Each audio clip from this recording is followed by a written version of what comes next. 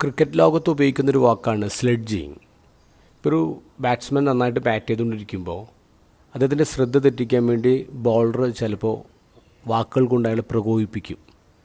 അപ്പോൾ ദേഷ്യം വരുമ്പോൾ ബാറ്റ്സ്മാൻ അനാവശ്യമായ ഷോട്ടിന് മുതിരും, അങ്ങനെ ഔട്ടാകാനുള്ള സാധ്യത കൂടുതലാണ്. അപ്പോൾ സ്ലെഡ്ജിങ് ഒരു ടെക്നിക്കാണ് ക്രിക്കറ്റ് ലോകം ഉപയോഗിക്കുന്നത്. ക്രിക്കറ്റ് ലോകത്ത് സച്ചിൻ ടെണ്ടുൽക്കർ കൂൾ ബാറ്റ്സ്മാൻ എന്നറിയപ്പെടുന്നത് കൊണ്ടാണ്. സച്ചിനെ എത്ര പ്രകോപിപ്പിച്ചാലും ആ മനുഷ്യൻ റിയാക്ട് ചെയ്യാറില്ല, റെസ്പോണ്ട് ചെയ്യും, റിയാക്ട് ചെയ്യാറില്ല. അതുകൊണ്ട് തന്നെ കാമായിട്ട് അദ്ദേഹത്തിന് ബാറ്റ് ചെയ്യാൻ പറ്റും എന്നുള്ളതാണ്. നമ്മുടെ ലൈഫിലും ഇങ്ങനെ ഇറിറ്റേഷൻസ് ഉണ്ടാക്കുന്ന ചില ആൾക്കാരുണ്ട്. നിരന്തരമായിട്ട് നമ്മളിങ്ങനെ ഇറിറ്റേറ്റ് ചെയ്യുന്ന, വിഷമിപ്പിക്കുന്ന, സങ്കടപ്പെടുത്തുന്ന ആളുകളും സിറ്റുവേഷൻസ് ഉണ്ടാകാറുണ്ട്. അപ്പോൾ നമ്മൾ എങ്ങനെയാണ് അതിനോട് റെസ്പോണ്ട് ചെയ്യുന്നത് ചിന്തിക്കുക, റിയാക്ട് ചെയ്യുക എന്നുള്ളതല്ല.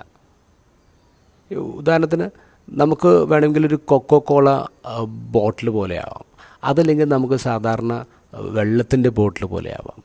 ഈ കോള ബോട്ടിൽ നമ്മൾ നന്നായിട്ട് ഇങ്ങനെ ഷെയ്ക്ക് ചെയ്തിട്ട് തുറന്നു കഴിഞ്ഞാൽ അത് ഉള്ളിലുള്ളതൊക്കെ പുറത്തോട്ട് പോകും, ബബിൾസായിട്ട് എല്ലാം പുറത്തോട്ട് പോകും.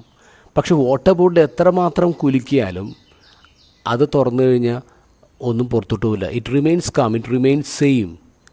നമ്മുടെ ലൈഫിൽ പ്രശ്നങ്ങളുണ്ടാകുമ്പോൾ, ആരെങ്കിലും നമ്മൾ ബുദ്ധിമുട്ടിലാക്കുമ്പോൾ നമ്മൾ എങ്ങനെയാണ് റെസ്പോണ്ട് ചെയ്തത്? ക്യാൻ ബോട്ടിൽ പോലെയാണോ അല്ലെങ്കിൽ വാട്ടർ ബോട്ടിൽ പോലെയാണോ എന്ന് ചിന്തിക്കുക. ജീവിതത്തിൽ ഇങ്ങനെ ചില പ്രശ്നങ്ങളുണ്ടാകുമ്പോൾ എന്തുകൊണ്ടത് സംഭവിച്ചു എന്നുള്ളതല്ല നമ്മൾ ചിന്തിക്കേണ്ടത്, എങ്ങനെ നമ്മളതിനോട് റെസ്പോണ്ട് ചെയ്യുമെന്നാണ് ചിന്തിക്കേണ്ടത്. How I will respond to it.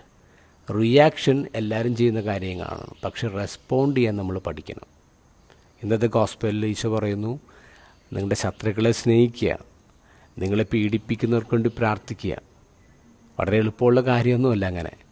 പക്ഷേ നമ്മുടെ ജീവിതത്തിൽ ഇങ്ങനെ സംഭവങ്ങളുണ്ടാകുമ്പോൾ, നമ്മൾ വിഷമിപ്പിക്കുന്ന ആൾക്കാരുണ്ടാകുമ്പോൾ നമ്മൾ അവർക്ക് വേണ്ടി പ്രാർത്ഥിക്കുക. അതാണ് നമ്മുടെ റെസ്പോൺസ്.